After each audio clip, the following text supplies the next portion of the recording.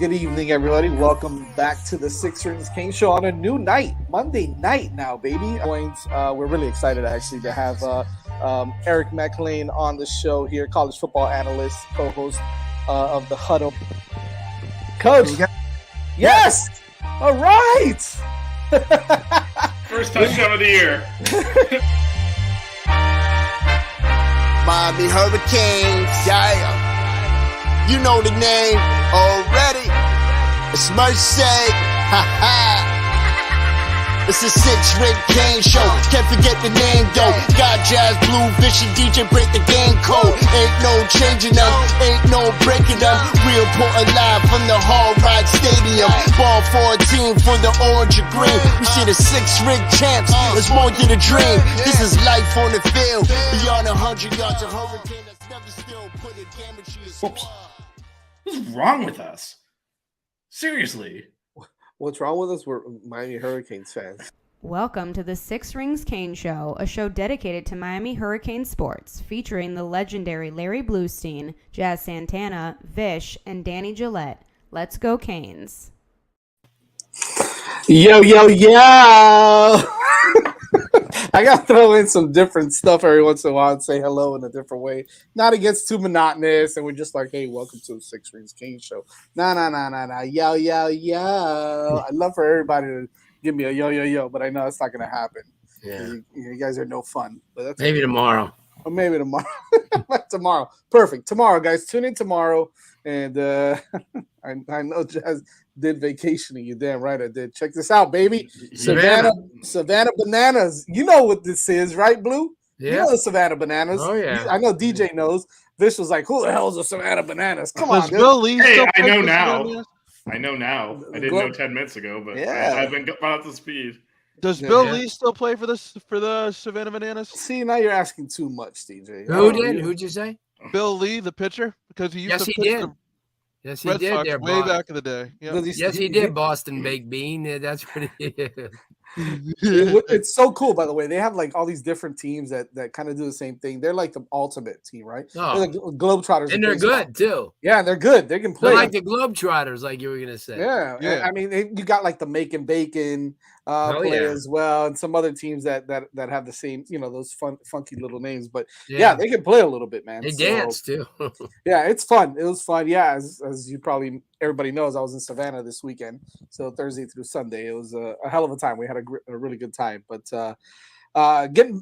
this show's about football. Jazz strategically avoided having to watch the Canes play baseball this weekend, which was a good move on his part. No, listen, I saw the Saturday game and I saw a little bit of Friday because I'm a gangster and Saturday was a game. Yeah, I support my team no matter what. You know what I mean? So look at that. Pin Down was in Savannah this weekend also. Okay. Oh, and Pin Down, I've eaten there, and the shrimp and grits are off the charts. Boy. I didn't get to eat there this time around. I'll probably go the next time, but I ate at a place called the Old Pink House, which was awesome. A really cool place. And Paula Dean's son was there the day I was there. And really?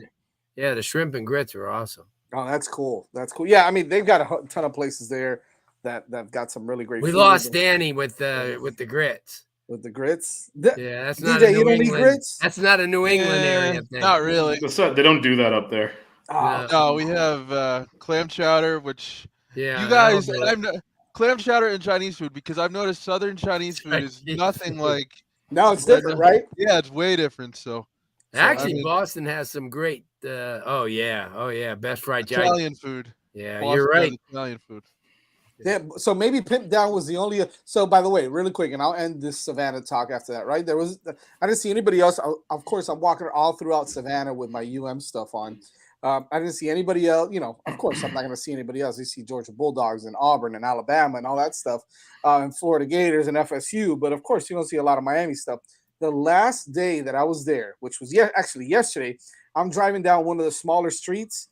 It was totally random, like off the beaten path, and of course, there shows up a red pickup truck with a huge silver U on the back, one on the tailgate, one on the side. I'm like, finally. Here's another UM fan. That was the only other person I saw wearing a UM anything in Savannah. So it was kind of cool. But it was fun. Everybody should definitely go check that out. IMAX, what's up? Shout out to you. Yeah, salmon croquettes and you lost me with the salmon croquettes, by the way. Frank's Red Hots, I love. I put that. But also, we I put can't that call in on everything. no one from Miami can call it a croquette. Yeah, you can't say Even if it's not the right variety, you gotta say croqueta. It doesn't matter. It was so weird saying salmon croqueta, bro. For real, that's true, bitch. You're right. We gotta be strict about these things. What's going on here? Well, that's a great start to this show. We finally have an offensive coordinator, ladies and gentlemen. Canes fans all throughout the world are very excited because they've wanted this air raid. No, Canes fans aren't excited about this air raid offense. Yeah, I am. I think that's. I mean, we're so excited. We've spent weeks talking about who's going to be the coordinator, and then after we finally have him, 5 minutes on food. I mean, why the hell not? I mean, come on. We're excited. We're excited at the fact that it was announced the day after we recorded the show. Yeah, right. Like it couldn't even. Perfect timing. It couldn't even been like that Sunday or something. No, we just literally watched the basketball game last week. Offensive coordinator announced Tuesday. Hey, so be it. That's all right. Shannon Dawson, offensive coordinator, comes from by way of the University of Houston, running, as I said earlier, the air raid offense that a lot of people down here have been wanting for quite some time. I know that now the consensus is you can't win a national title with an air raid offense. So why the heck did we get an air raid offense now? So it's, typical Miami Hurricanes fan stuff, right? Flip-flopping all over the place. We want an air raid offense. We don't want an air raid offense. We want this. We want to pass for 6,000 yards and score 60 points a game. And now we don't want that because we don't win national championships. Which one is it, right? Well, I mean, what we want to do is we want to throw for at least 500 yards a game while winning the time of possession with 40 minutes of time of possession and the other team not crossing midfield. Until we can get there, right? We got to have problems. So yeah, and we got to score at least 45 points a game. At least, yeah. Gotcha. Okay, so I mean, now that we've got it, Blue, what are your thoughts on Shannon Dawson, man? You might have a little, he obviously comes from the Dana Horgerson, Hal Mum school of offense with that air raid, but he does have some running concepts. I know I was joking around, by the way. He did have a guy like Alton McCaskill run for almost 1,000 yards, 16 touchdowns last year. What's your take on Shannon Dawson as the new offensive coordinator here in Miami? And by the way, we'll talk about others that might get hired too, because that's going to play a big part in how this offense runs. Geno Smith speaks very highly of him. He coached Geno at West Virginia. He's very innovative guy. He's I call him Lashley 2.0 because I think he's got the same philosophies. And I think now he has a little bit more talent to work with than Lashley probably did. Just need the quarterback to be healthy, stay healthy, because I think where Van Dyke fits into this offense, nobody else on that they have really would fit in the offense. So let's hope that Van Dyke is the guy. They protect him. He stays healthy, and I think they could put up some points. Well, forget about it being an air raid, because I don't think that it's going to be. I think it's going to be because remember he had 1,000-yard rush last year at Houston, and so they can run the ball. And I think that if Miami's running the ball, you're going to have to run the ball to move that offense. I don't care what anybody says. You really have to. I mean, you just can't sit back there and throw. You just can't, because he's going to get sacked mercifully. So you have to have a running game. And you have to get the running backs involved in it. What the Houston running back had 109 receptions last year. Yeah. I mean, every tight ends, remember, that's the one thing that I was excited about when Lashley was here, that the tight ends were supposed to be involved. And I think it's a good hire. I don't care what anybody says. I just, I'm not going to, this stuff with, I'm not going to pigeonhole him with air raid. Listen, Miami needs to score points. I don't care. I don't care what you want to call it. DJ, I got a question for you, but I'm going to go to you last because I got a specific question for you that we kind of spoke a little bit about it off air. But Vish, so Ben brings up a great point. I love what he says. Canes fans aren't mad. It's now an air raid. They're mad it's an air raid with a guy they've never heard of, which tends to be the running theme with Coach Mario Cristobal this time around, hiring a guy like Lance Guidry as your defensive coordinator. Which, by the way, They did hire linebacker coach, inside linebacker coach Derek Nicholson out of Louisville. Big hire. I like that hire a lot. Former FSU guy. Yep, big time hire. So I really like that. He's the one that he helped the little TJ Capers to commit over to Louisville as well. So that could be in play now. Anyways, moving back to this whole thing with the air raid. Your thoughts on, look, it's not someone that, many players, or I'm sorry, many fans know about, then once you start to hear about what he did at Houston and, and what type of offense he runs, obviously players get excited, especially the quarterbacks and the wide receivers. But what's your take on how this offense is going to kind of shape up, with our personnel and just the fact that this is someone that not everybody knows who he is? Yeah, well, I think that, frankly, I don't care if we know who he is. We knew who everyone was last year, and look how that was. Yeah, amen to that, for sure. So I do think, though, it is a little bit – I don't think it's any secret this wasn't – Mario didn't immediately go for this guy. He settled on him, which is fine. Sometimes those are the ones that work out the best, right? I mean, everyone's like, Tom Brady was a 6th-round pick. Like, that was – and now that's given everyone an excuse to not draft a quarterback high. That just which isn't a good answer. But that was because they got their first choices first, and then they settled on him down the draft. And there's countless examples of that. But I do think it is a little bit telling. We talk about air raid and fit to the offense. He didn't go through 5 or 6 air raid guys before getting to this one. This was the best offensive coordinator could get after trying to hire other coaches. So I do think that does dictate a little bit of the style. I don't know that Mario overnight just decide, yes, let's go full air raid offense here when, had he gotten one of his other choices, it would have been a completely different offense. Like, that doesn't really make sense either. So I think, what David Everett said here, I think what's exciting here is the passing concepts, because we couldn't scheme anything open last year in the passing game. Right. So I think bringing those passing concepts and blending it with some of the running is probably what the end goal is. And the other thing with Dawson that you got to understand is Holgorsen is overbearing on offense. So how much of that is, him wanting to run things versus Holgorsen? Right. He might want to run more than he did at Houston, right? And I know Blue's saying they had a 1,000-yard back, which is true, but he's got to give enough carries to keep all these running backs happy. Like, we have a deep backfield. That's not going to work if you're throwing 75% of the time. So if you have one back and that's kind of like, more of a scat back that can run and also like catch the ball, like you mentioned, 100 receptions, you can keep the one guy happy. But, between Parrish and, knock on wood, Chaney's healthy, Citizen, you got to get these kids carries. So I don't think he's going to have the luxury of, I think look at our receiver position. It's not nearly as strong as the running back position.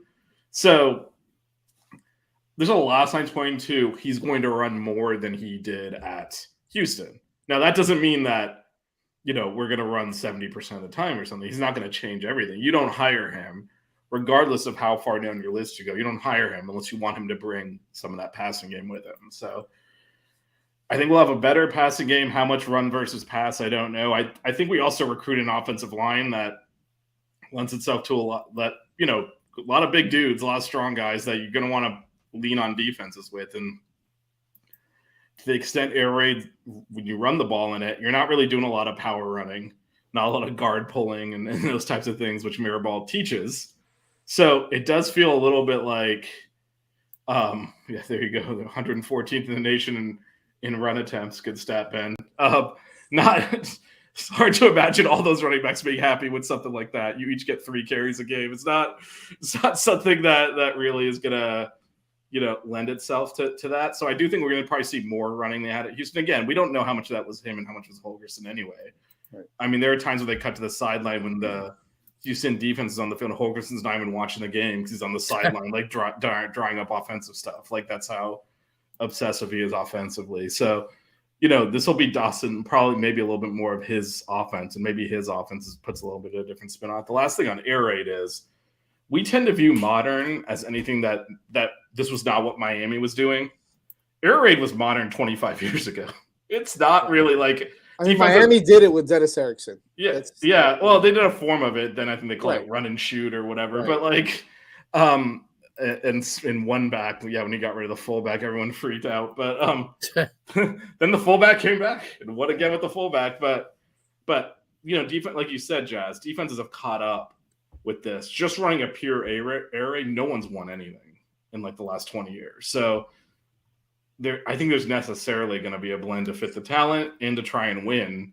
But I'm really excited about the passing game. You can modernize that passing game into some better concepts here than what we were running last year. I agree, and I think that, like as you mentioned, Vish, and as I think Ben mentioned it, or someone else, David, in the chat, it's a power running concept that he has as well, that Shannon Dawson runs. And like you said, he probably didn't get as much leeway as he wanted at Hairston to run his style of offense to exactly how he wanted to do it, right? A lot of that influence, I would say a lot more than half of that influence of that offense was Dana Holgerson.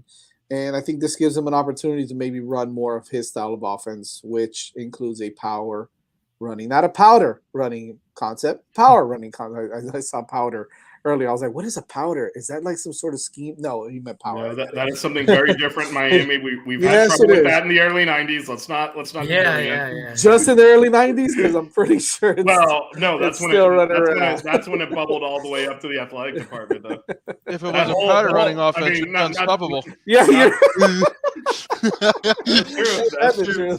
But not to history lesson, everyone. But the whole Pell Grant thing was driven by trying to defraud money to pay for an athletic member of the athletic department's cocaine habit. So good times, yeah, fun times. DJ, so I got a question for you, because Vince mentioned it a little bit, but we didn't kind of go into detail, but we spoke about it a little bit off air, right? Is the whole thing of, was this a hire that kind of says a little bit about Mario Cristobal, how people perceive working with him would be like?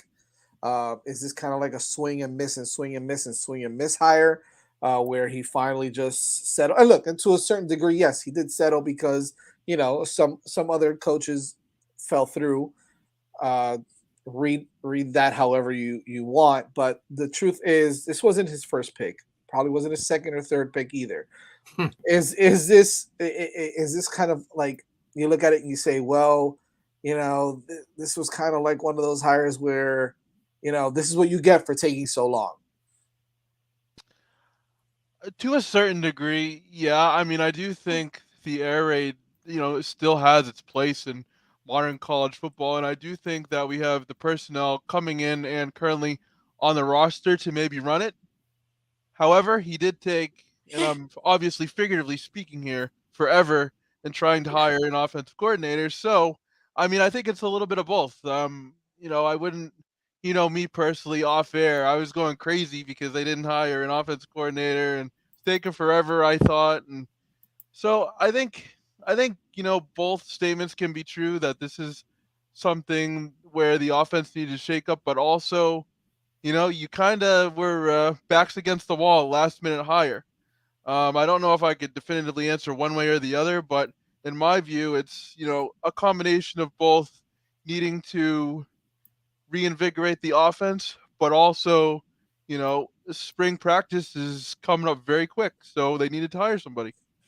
Yeah. And I kind of wanted to mention this as well, because, playbooks were technically supposed to be given out last week anyway. So I think that I don't want to say rushed his decision, because I think at that point he already kind of had his guy, and it just kind of worked well with the same day, hiring. But you've got the playbook now. That style of offense is a little bit easier to understand, to pick up, especially for like the wide receivers and the quarterbacks. I think that guys like TVD and our wide receivers that are there now will be able to excel in an offense like this. It's just suited for them. But on the other end, Vish made a great point about the offensive line as well, is the fact that they're going to have to run that power running concept and then work in the air raid blocking scheme as well, which, look, these guys are talented offensive linemen based off of the guys that we're bringing in. The guys that are coming back are not bad, and the transfer portal guys as well. I think that we've got a nice mix of smart, athletic, and really strong guys. So I think that they'll be able to, play both schemes, right? The power running game and the air raid. I think we'll be fine there. What I think is going to be interesting to see, Blue, okay, is kind of transitioning now to what they're going to do with their position hires, because we saw Kevin Smith went back to Ole Miss. The tight end position. Not sure what's going on there. I know there was rumblings that Coach Field may not be on the field this year. I'm not sure exactly what's happening there. But you've got Shannon Dawson, who's a quarterback coach as well, by the way, right? So he's going to be handling the quarterbacks. So now you've got a couple positions open, the wide receiver coach position, and you've got the running back coach position. We heard today that a guy like Telly Lockett was in the mix. He's not in the mix anymore. Apparently he's returning to Marshall. We've spoken about guys like Roland Smith, who's on staff, and Tim Harris Jr., who's at UCF now, was at FIU as well. So those are some of the names, along with some of the other bigger names out in college football. Blue, what can you tell me about, your thoughts on who you'd like to see get that position as a running back coach, and I guess essentially the wide receiver position as well, wide receiver coach position. If there's anybody that you'd really like to see come in and take those roles, and who would be a good fit to help develop the guys that are here now, and from a recruiting standpoint as well. Well, my number one guy right off the bat was Jawan Sider. But I think what they did is what they did with Charlie Partridge when they went after him, and everybody got word of it. Now Charlie's making $1.3 million and he's assistant head coach. So I think Jawan's going to be in the same mode. Jawan had undoubtedly the best two freshman running backs. It wasn't even close at Penn State last year in the country. I mean, and he's the guy who went out and got them. He's the one that went and got Mac from St. Thomas Aquinas, Belgrade Central graduate, classy dude, been around, been at West Virginia, was a West Virginia guy. That was my number one guy right out of the box. I didn't think Timmy Harris was ready yet. There's a Power 5 situation, not a UCF that's going into Power 5. This is a whole different deal. I think because Tim really hasn't been. He was only didn't really call plays last year. I think that he took it away from him, didn't hire him as an offensive coordinator, when they had the opening at UCF. I like him. I like Telly. I just think that I just think Sider was the best guy. And whether that's over with or because that was one of the names, Corey Bell from FIU, who can coach 4 different positions. He's a wide receiver guy, he's a DB, he's a running back coach, and he's a recruiter. But like my friend Frank Pont said, Miami doesn't need recruiters. They need coaches. And he's 100% right. They need guys to coach up the athletes there. Recruiting takes care of itself once you win. And I agree with that. Are you interested in a guy like Mike Jinks, who obviously coached with Shannon Dawson over at Houston? That would be Shannon Dawson's. I'm sure he would like to have him there. Yeah, I mean, it wouldn't be bad. I mean, but then here we go again. We're just taking the best that's available. And is Miami really at that road now where people are turning them down and they're going to be taking the best available? They got to get a marquee guy, got a marquee backfield. I mean, if those guys work out, Miami's arguably in a year or so going to have one of the best offensive backfields in the country. I mean, you got a guy like Chris Johnson, who is he could be the fastest running back in the country. You have Mark Fletcher, who is a horse. He's not going to turn his back when he's on the line of scrimmage, when he's down. I know that we talked about a certain big guy doing that last year. He's not going to do that. We also saw what Citizen can do. I think he's been a steal. I think when he gets to healthy, he's going to be a steal. And we know Parrish is Parrish. Parrish is a dependable back. Doesn't, for a smaller guy, doesn't bounce everything outside. When you're like 175, 180 pounds, the tendency is to pop everything outside. He'll run tackle to tackle. So I think you need a running backs coach that will develop these guys. Right. And continue to develop them. And I know that somebody like Sider would have been the guy, but we'll see. Maybe that's what's taking so damn long. I remember trying to buy him out too.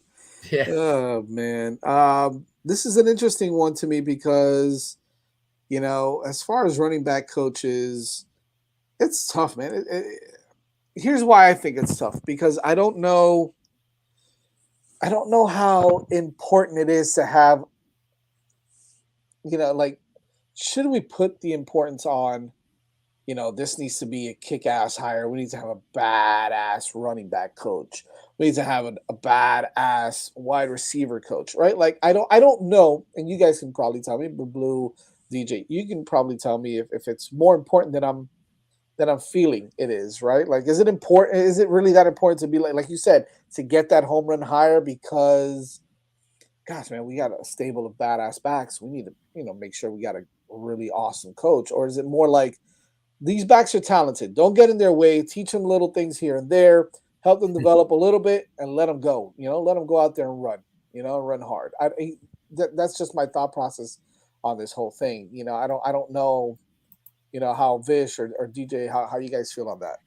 No, you need a quality coach to unlock that talent. And whatever offensive scheme we end up running, that is the most talented position on the offense is the running back field. So shortchanging them without, and again, it's going to be best available. It's not going to be the best running backs coach in the country. It's going to be the best available running back coach in the country. But I don't think it's a trivial matter. You got to teach them how to read gaps, how to pick up blitzes. A lot of running back position is really complicated because you're kind of reading. Is it you sometimes you're a receiver or a blocker on the same play depending on the defensive coverage, right? Teaching them how to do all that's not something talent's going to make up for, Right? And this is a situation where it's a little bit challenging because there's so much talent there. You not only need a good teacher of the position, you need someone that also has their respect, because we've seen how attitude can cause issues here. And so I think it's probably a more important hire than the receiver coach hire, just because of the caliber of player we have at running back. I mean, look at Parrish. I mean, he came here because of Smith, and then transferred here, went back, and now he's here still. But the guy he came to play with is not here anymore. Like, you got to make sure you recover it. And I've not heard a single bad thing about Parrish in terms of work ethic, attitude. I don't think it's going to be a problem or anything, but you kind of got to get someone that he respects and likes. I mean, he's kind of been screwed here. Yeah. He transferred to play with his old coach, and this coach went back a year later, and he's sitting there like, okay. So I think, whereas at receiver, I mean, none of these, some of the freshmen, yeah, but the returning players, they all have a lot to prove anyway, right? They don't really have a reputation to rest on. So I think whoever we bring in there would be, we'll probably have a captive audience, but running back is a little trickier. Some of those names that have been put out there for running back, DJ Blue, Cedric Irvin is one who obviously a lot of people know down here. Larry Porter is another one. The Duke Johnson is still in the NFL, guys. So can we relax on naming unless he's retired and I don't know about it. But Duke Johnson. How much coaching experience has Duke had? Yeah. I mean, I think that's a little far fetched. But what are your thoughts, Blue, DJ, on? Well, let's start with Blue on Larry Porter, and then DJ will kind of talk to you a little about Cedric Irvin. But your thoughts on Larry Porter, and you know what? And then we'll go wide receivers. So I got a couple options at wide receiver also. Larry's been around. I mean, he's had some really good backs. He's been, he's not somebody who's just starting out. He's had some. I like him. I mean, but then again, we're gonna. To me, like I said, I have my number one choice. I mean, but after that, if we're gonna go into a situation where we're gonna say, well, who's the next best? Because I think that's what's happened. Unfortunately, there's a couple. I mean, like you said, I mean, was Dawson the first pick? Was Guidry the first pick? No. And that's not a good omen. I mean, they could work out and they could really surprise everybody. I don't know what it is, why people are not taking the jobs, Jazz. I don't. I mean, it's do. It's a little dumbfounding, right? Though it's a little. Well, I do and I don't. Mario is Nick Saban, and if he's there at 4:00 in the morning, he expects you to be there at 4 in the morning. And I don't know if everybody wants to buy into that military academy type of deal. I mean, not to say that any college in America has got a 9-to-5 job, but you've got to kind of you can't expect your assistant coaches to do what you're doing. They're not making $35 million. I mean, they could be into it and they could buy into it, and I'm sure they will. But I think that's a stigma right now, from what I hear, is that he may be a little bit more boot campish than a lot of assistant coaches want right now. The other thing, I mean, what we're talking about, Larry Porter's at UNC. Yeah, he's at a major program. It's not like this is the opportunity of a life. This is someone with a lot of experience. And he's been at LSU as well. Won national championship there as an assistant coach. This is when you aim for the top of the ladder there, you're going to miss a lot because your value prop has to be perfect, or they're just not going to do it. And I think last year we were able to pull a lot of high profile coaches when the reality of how down the program wasn't obvious, and now it kind of is.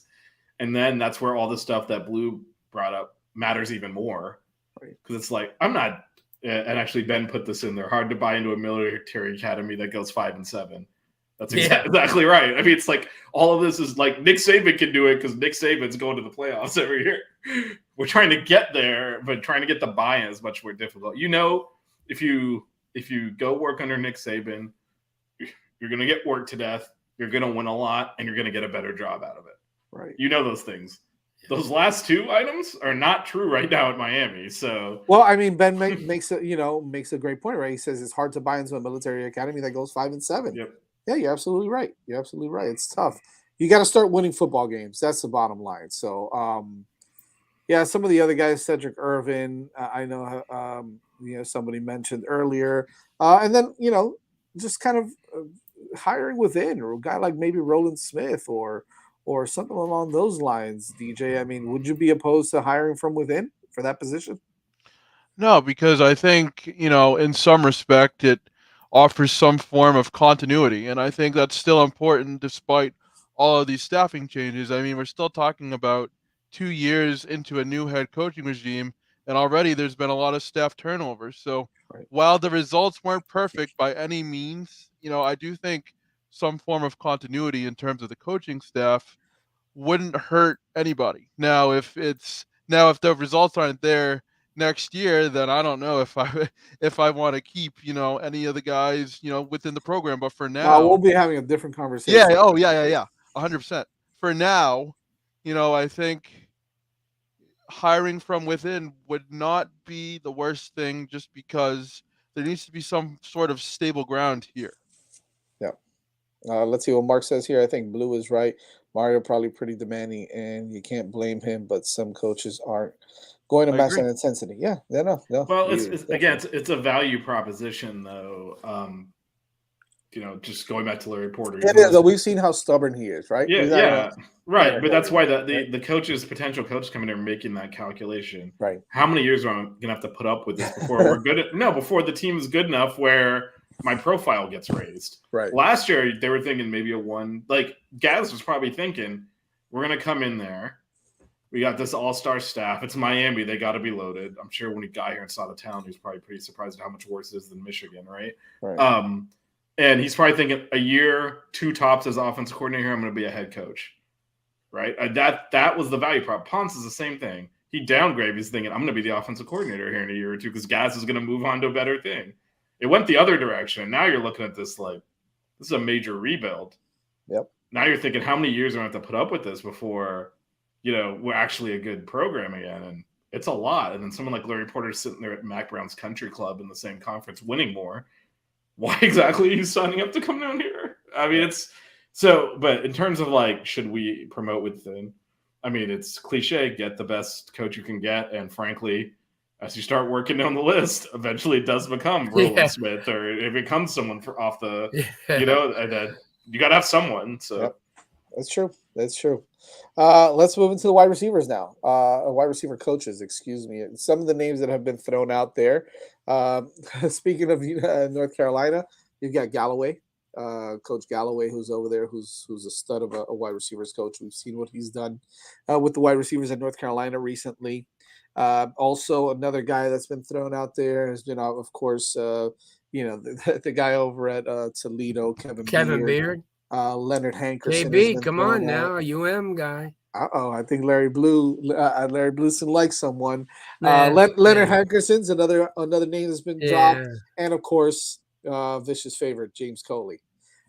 We'll start off with we'll start off with Vish on this. Vish, what are your takes on some of these guys that have been named as potential candidates to be the wide receiver coach here? So let me start with your favorite, who I'm on the record saying I don't want, which is James Coley, because I just, again, this is just me, and maybe I'm wrong here. I don't like bringing someone back that was here 10 years ago. To me, we hold on to our past too much. I've not been impressed with A&M's receivers. Except for Mario, right? Well, this is the thing. I'm about to get to that too, because for some of these other names that but just to close out the Coley thing a little bit. However, I mean, he is an elite recruiter. I kind of agree with what Blue said, and he referenced Ponce. I want teachers first. Like, I think if Mario's best skill is like this guy can recruit, I don't need that to also be the best skill of all of our assistant coaches. And I think if you ask what is Coley's best trait, it is recruiting. And I would rather have someone where you say the best coach is this guy develops his receivers. That's his best trait. So that's my hesitation. With that said, he's clearly a qualified receivers coach. He will bring the recruiting aspect. So it's not like a disaster or anything. But my concern with Beard and Hankerson and these types would we even be thinking about that if they didn't play here? I think there's absolutely no way. So going back to my previous standard, I think Leonard Hankerson. I think Hankerson, yes. I don't think any of these guys would be even being mentioned if they did not play here. I think Leonard Hankerson. Maybe I'm wrong, but I don't know so much about Kevin Beard. I think Kevin Beard is because we linked him to Jason Candle, and now it's Kevin Beard. That's right, he's a Cane.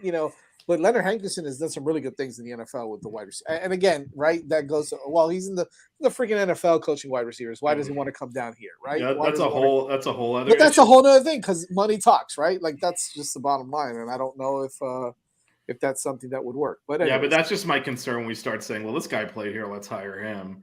And to Blue's point, we did that with the head coach, so that might be enough of that strategy. But you don't know what you're talking about, all right?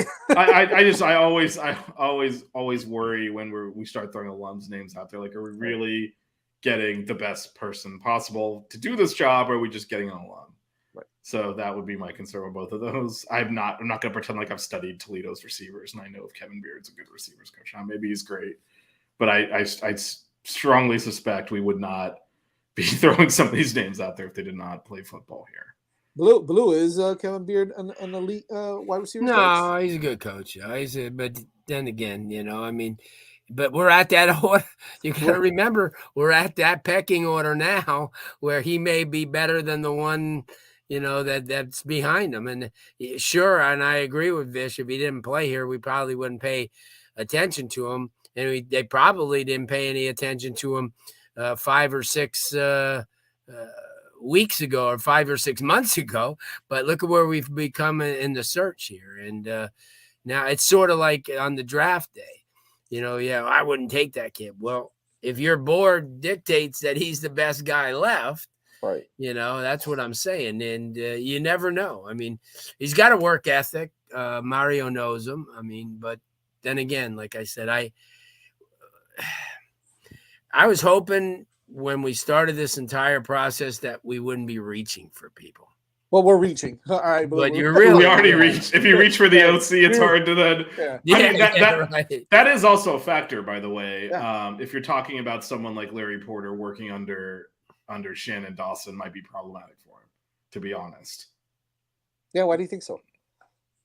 Because he probably views himself as like I'm a national I'm a national championship running backs coach at LSU, and now I'm Porter's resume Yeah, now I'm working so for this much dude better. that they plucked from Houston as their 7th choice or Yeah. whatever. What is this? Yeah. So I do think that's probably the case. Although, again, it's not that because Dawson was at Houston. He has a long resume too. He was Kentucky's OC for a year. Like, he's not no one. Same with Guidry was a head coach. So these are not unknowns or people without strong resumes, but they're also not of the stature of like what we brought in last year, which, you know, made it easier to then fill the coordinator positions when you're, oh yeah, Kevin Steele, sure. And that's like, who? Guidry? But I want to address what Pip Down just wrote. Yeah, anyone would want Reggie Wayne at wide receivers coach. Yes, but Reggie Wayne was also this close to being the offensive coordinator for the Indianapolis Colts. So I mean, that's another one, right, Blue? Like we're talking about Leonard Hankerson, we're talking about Reggie Wayne, those guys, and some of the other guys that are in the pros right now.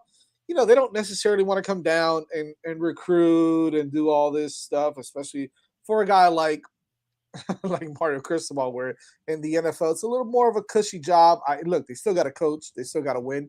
If not, they're gone. But it's a little bit of a different environment, a little bit of a different, you know, attitude maybe, that they have to maybe working for Jeff Saturday it was, but you know, if you have that's a real what coach, I said. And you're taking a guy from the freaking radio booth and a PR guy and making him the head coach, so all bets are off. I mean, why? I think somebody selling the beer in a concession stand might be just on the same par. Yeah, but no, in the NFL they work ridiculous hours too. I think the difference is, you know, like you mentioned, Judge, the whole recruiting thing is just a different game. Right. Do you even want to get involved in it? Like, it's a lot of coaches do not want to like get to kiss these high school kids' ass. Like, it's not. But this, your off season in the NFL is your own off season. Yep. In college, you're working, you're selling that program around the clock.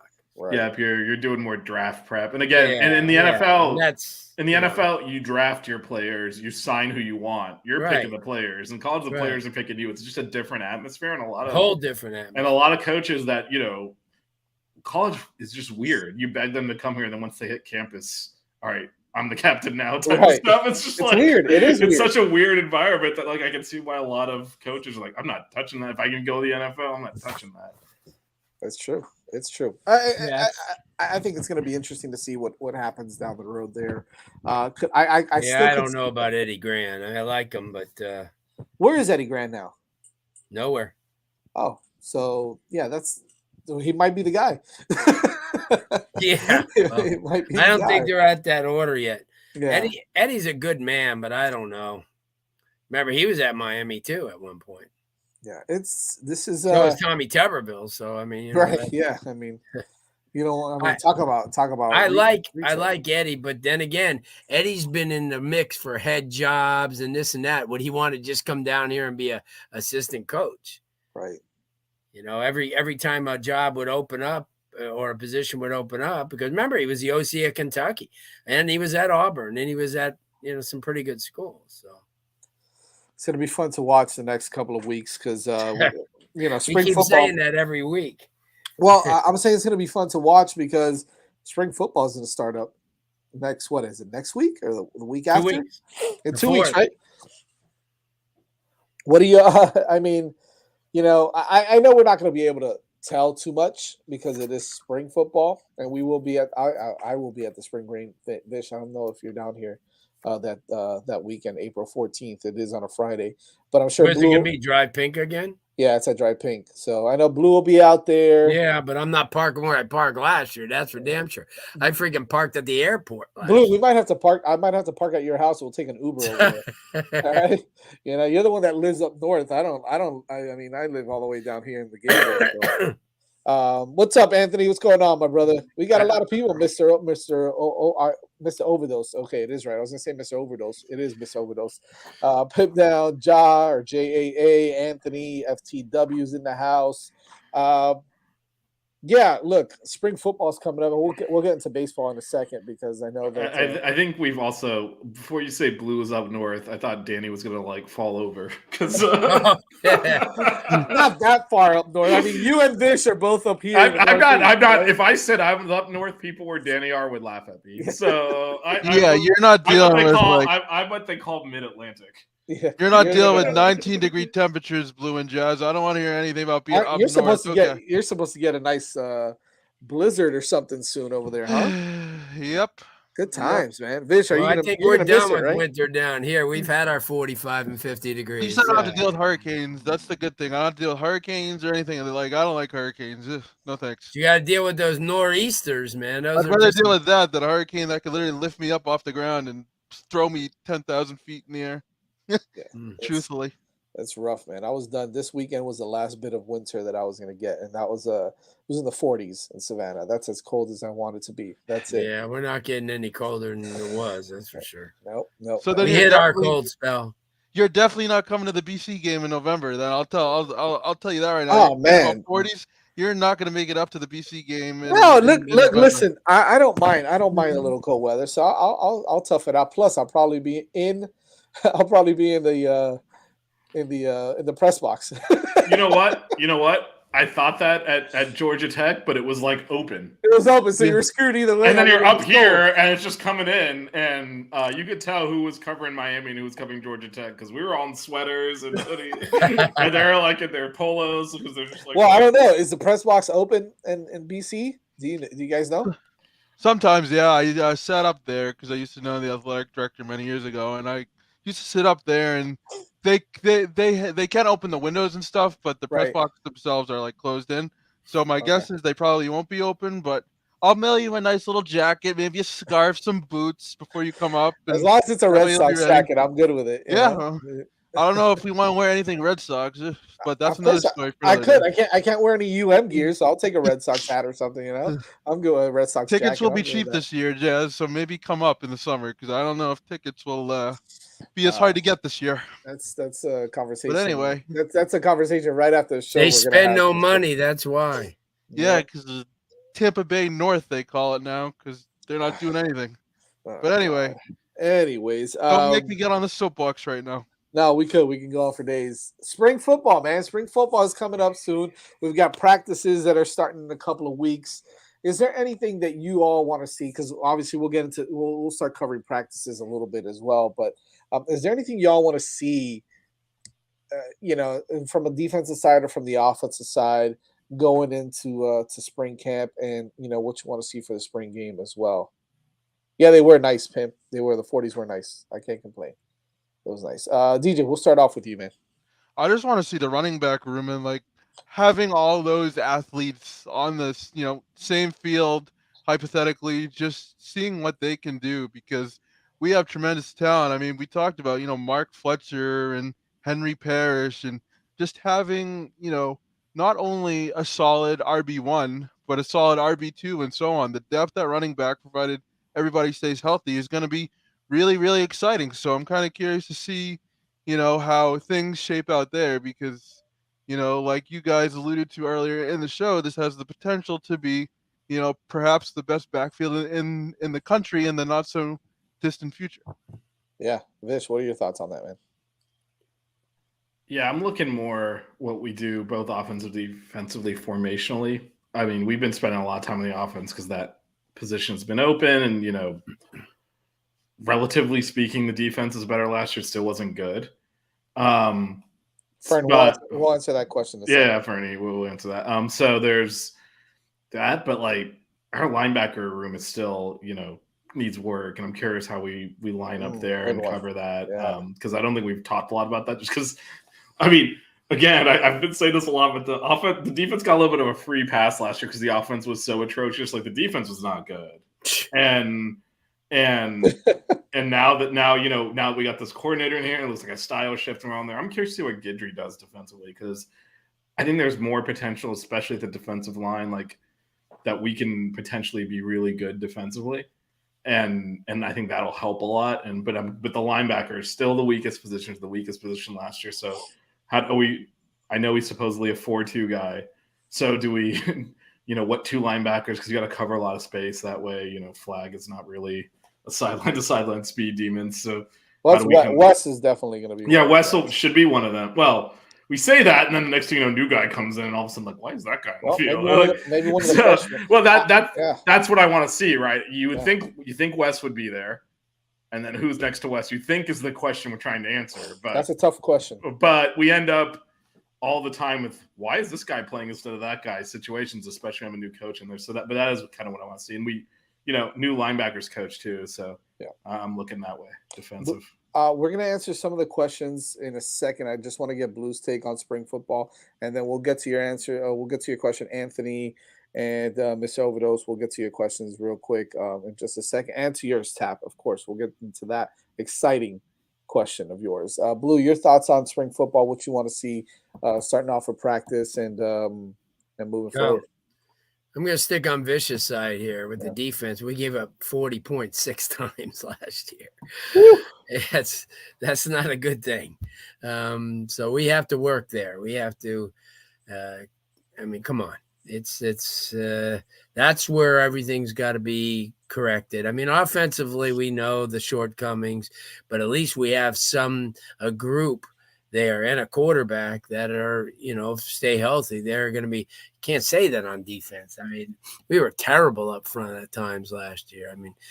Middle Tennessee, FSU game, those games, they just exposed what the amateurish kids that we had. We had very little talent and no depth. So that's what I want to see in spring. I want to see them kind of shore up this defense a little bit. It'd be embarrassing to go into the first game and have Miami, Ohio put a 30 spot on you. You don't want to be in that situation. So I think that's what I'm going to look at. I'm going to see how much that Guidry can implement, how much he can get at. You maybe using. He'll have a little bit some new personnel as you guys said with linebackers. And a couple of transfer portal kids. So my concentration during the spring is going to be on defense. Yeah, someone mentioned Francisco Mayago. I totally forgot that. Yeah, he came in from Washington State. So that's probably another name we're going to hear a lot of as well, Anthony. Yeah. Okay, so let's get to this question first. Blue, we'll answer this question from Anthony. Bringing in an air raid coordinator. Do you think we start recruiting Mayberry Mateer out of Woodlands in Texas again a lot harder than we were with the previous OC? I'm not sure who that is, but I'm sure. Yeah. You know who he is. Really good, but at the same time, I think that you have to kind of look and see what kind of offense he is going to run, because we know the air raid, but I think it's going to be minimized because it's such a great running back room. I think that I still think you could run the air raid. Is kind of overused, but you could run that offense, but at the same time you have to set it up with a good running game, and I think that's where Miami's improvement has to come from up front, which they've really gotten better. Young at some places, but up front I think they're going to be deeper, which means they'll be able to run the ball, and then when they run the ball, you back up those linebackers a little bit, and then you start doing your stuff. You start winging the ball around, but you're not going to wing the ball around with 9 guys and the 10th guy walking up every time. You're just not. So you have to establish some type of running game. I don't care what you're running.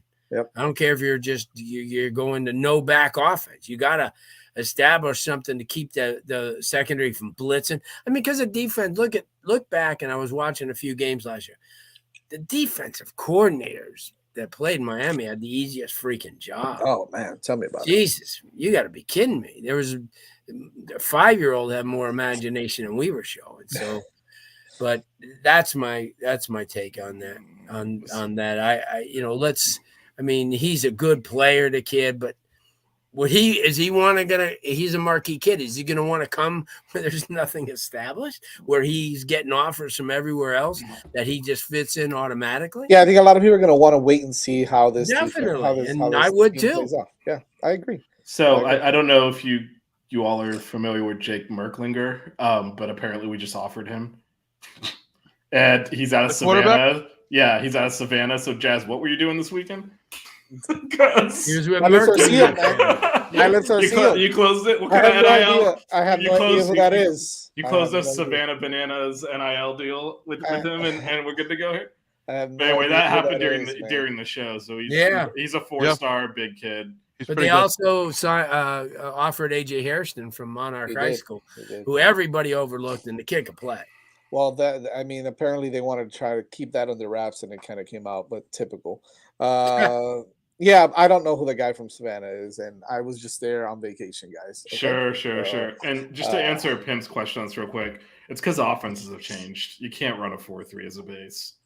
No one's lining up with like a tight end you and a don't have fullback. Barrow, Smith, and Armstead. You also, you don't have 3 NFL players at linebacker. Yeah, right. But if you did, you might find.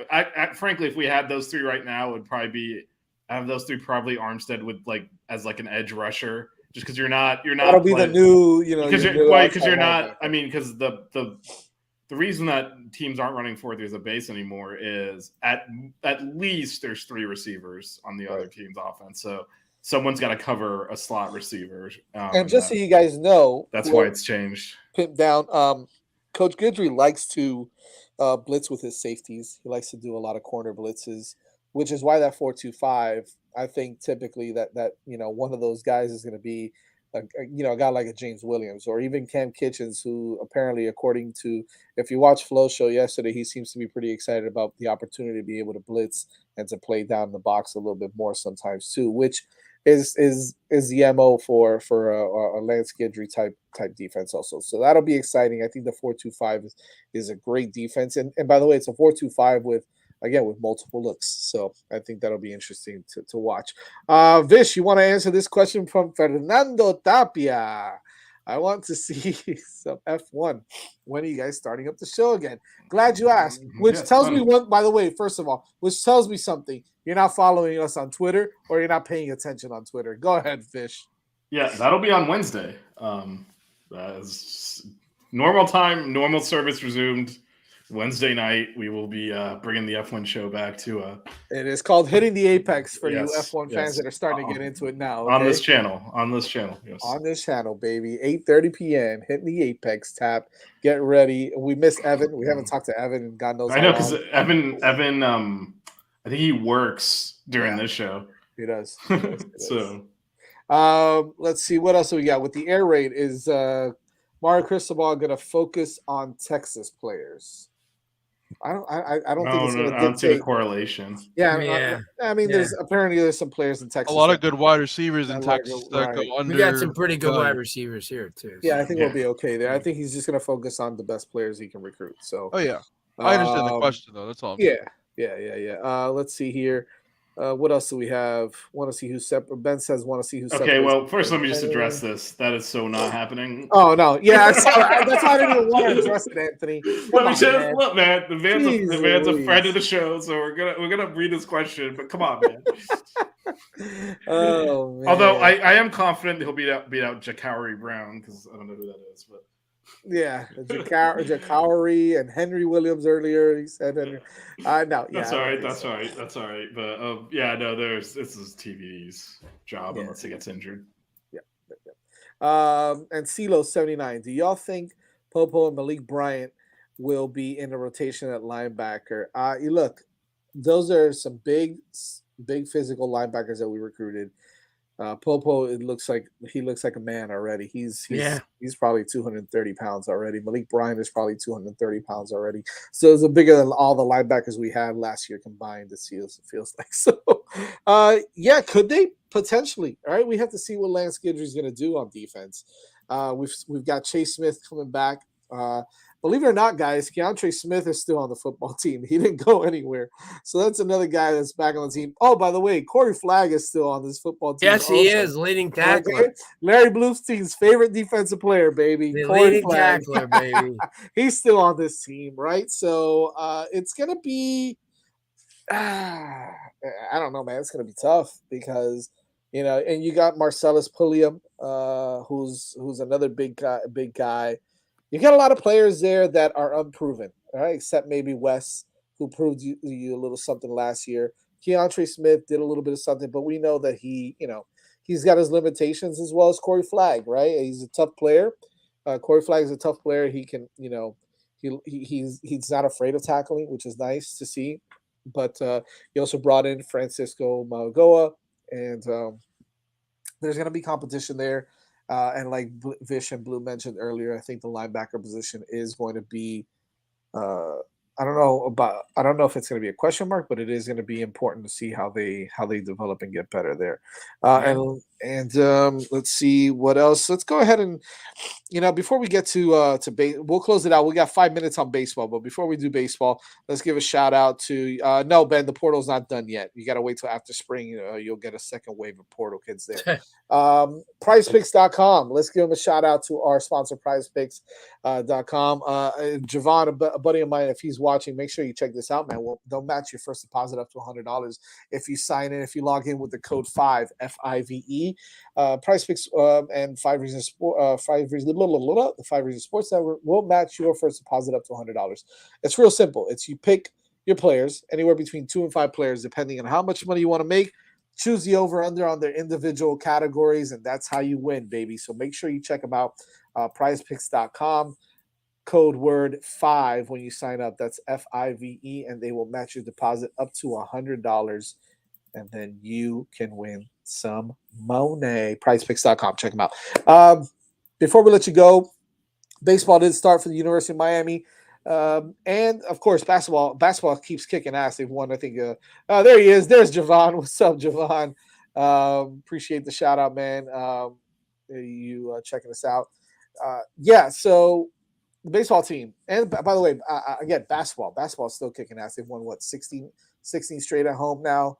And 6 in a row. 6 in a row. Big game tomorrow at Virginia Tech, which is definitely the toughest game left on the schedule. Pitt's a better team, but at home, that shouldn't be as challenging as Virginia Tech's schizophrenic. They beat Pitt, they beat Virginia, and they lose to Georgia Tech. So that's one where you could take a bad loss because they're actually much better than their resume. Well, myself and Vish will be at the Florida State game this Saturday, basketball, and we will also be at the Dartmouth baseball game, possibly Friday and Saturday as well. And we'll be at the women's basketball game on Sunday. We're going full Canes here on the stars aligned, so my ass is flying down, and we're going to be on campus. If you all want to hang out with us a little bit, check us out. Hit us up on Twitter or on wherever you guys have us on social media. I think it's just Twitter. Twitter, yeah. Just think on Twitter or Twitter. I have an Instagram. You don't have an Instagram, but Instagram. I never give that out. But yeah, just check us out on Twitter, man. Give us a shout out there. Blue is gonna go check out some baseball with us also. No, I'm just kidding. I got to do that. I got to put in a little shout out for Haley Cavender with 33. Yeah, she was a bad woman. She's awesome, and we get to see her play on Sunday, so it's going to be exciting to watch. Senior day. Yeah, senior day for the women. So, baseball off to an okay start. Obviously, they dropped the first one, but they can hit. Shoot, 5 home runs. 8 home runs the whole series. 5 in the first 2 games. Hitting was problematic on Sunday. Oh, stop it! It's not problematic. Wait, hold on. They had 1 run through 9. Look. This is what we're gonna do. Are we gonna have this show? Oh my God, they suck at hitting already because they scored 3 runs in 1 game because they didn't hit great. No. What I'm saying it's like saying they suck because they don't. Gagey, I can't believe what he did. Pitch is gonna be a problem. It's 1 game. No, I'm fine with saying that it's early, but to say that they can hit when 1 of the 3 games they hit like shit, I don't think is a fair statement. If you're concluding based on, and I think the good thing with this team is a lot of depth, so I think he's got to feel out the lineup a little bit. There's some. So they hit a little bad on one day. They still hit a 2-run walk-off home run. For the love of God, you're acting like such a Miami fan right now. You're being such a Miami fan. What's wrong with us, Jazz? My God, bro, we're Miami fans. I mean, I was on the Discord chat with some of the guys then. Oh my gosh, Gagey, we can't pitch. Oh my gosh, Gagey. This is the first. I do think it was. I do think it was. It's a bad move. Don't get me wrong. I agree. Yeah, I think that was a bad move starting him on Friday night. Yeah, I don't know that you go. But it's all right, Big Mike. You keep that to yourself. No, I think from him going from bullpen straight into the Friday role was a big leap. So. I get that. But God, it's opening weekend. We hit 8 home runs. Zach Levinson, hello, welcome. Yeah, home run. Yeah, welcome to the big show. Yeah, 3 home runs this weekend. Yo-Yo's the only one that didn't hit a home run, right? Yo-Yo was overswinging. He'll get it right. Yeah, Ian Yeah, Farrell. lot of like moonshot pop-ups because he was trying to hit everything out of the yard. Of course, but Ian Farrell went yard. CJ Kafis. Yeah, Davis had a real good Sunday, right? Your boy, Vish's Carlos favorite Perez. player, Carlos Perez, went yard. We gotta figure something out, catcher. But hey, whatever. We'll figure that out. But everything I will say the Blake thing that, Sir looked good at second base, right? well, so that's an Another interesting game one, on right? Sunday? That, like who's gonna, because it's hard to take his bat out of the lineup, but then he struggled a little bit in the field. He short hopped a couple of throws and Dorian's a better fielder, but it's hard to take that bat out. Not a good hitter, though. Yeah, but then Ian Farrell's got to be the DH, so it's almost like it would be better if we had like better spread on the positions, but because we have probably 12 guys you want in the lineup, but they're all Jason Torres can swing it too. Carrier didn't even get an at bat this weekend. No, he's still. I mean, he's healthy, I think, but I think he's still working on. Yeah, I think Ariel Garcia only had one at bat and a pinch hit. So there's like all these bats on the bench, but then they're not necessarily in the positions where they could start. Right. So it'd be interesting to see how Gino. I think the kid that I want to see more is Ben Chestnut. He had a solid outing in the relief on Friday night. I definitely want to see him. I'm assuming we'll see him because there's 2 midweek games this week. I'm assuming he'll start one of them. That kid Cinta, the lefty, looked solid. He was good out of the pen, yeah. So hey, Dartmouth. Look, Dartmouth is not supposed to be anything to write home. Dartmouth is worse than Penn State, so yeah.